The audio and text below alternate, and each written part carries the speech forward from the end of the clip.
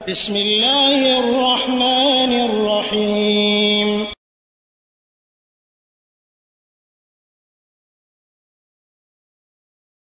আসসালামু আলাইকুম রহমতুল্লাহি ওয়া বারাকাতুহু। আমাদের একদিনই বোন জানতে চেয়েছেন খোলা তালাক বিষয়ে। খোলা তালাক বিষয়ে আমি একটি ভয়েস মেসেজ সেন্ড করেছি, সেখান থেকে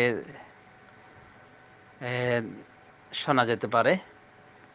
তবে এখানে সংক্ষিপ্ত আকারে বলবো যে খোলা তালাকটা সাধারণত স্ত্রীর পক্ষ থেকে হয়ে থাকে এবং স্ত্রীর পক্ষ থেকে অভিযোগের ভিত্তিতে এই খোলা তালাক হয়। যেমন সাহাবায়ে কেরামের যুগে, রাসূলুল্লাহ সাল্লাল্লাহু আলাইহি ওয়াসাল্লামের যুগে জনৈকা মহিলা তিনি বিয়ে করেন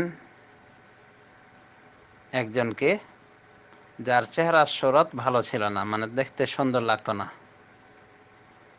তাই উনি তার থেকে পৃথক হতে চান রাসূলুল্লাহ সাল্লাল্লাহু আলাইহি ওয়াসাল্লামকে।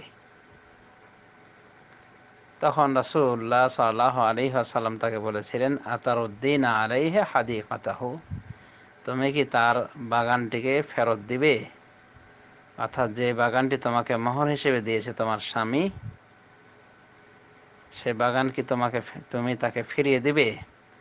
উনি বলেছিলেন, হ্যাঁ, আমি বাগান ফিরিয়ে দিতে প্রস্তুত।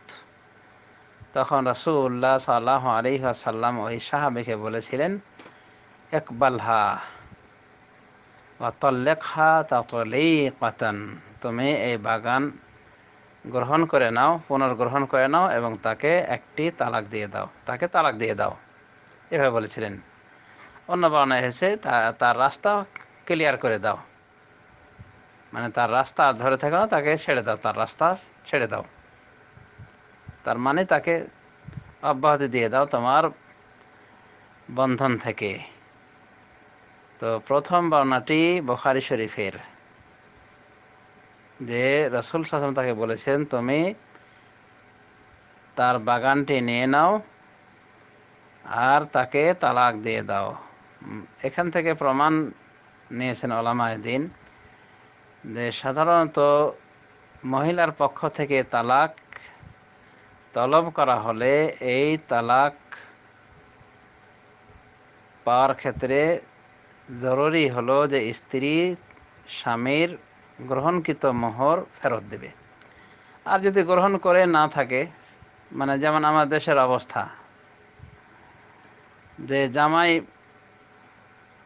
সে নিজের মানে অর্থ আদায় করছে যৌতুক, আর স্ত্রীর মোহরের বিষয়ে কোনো খবর নেই।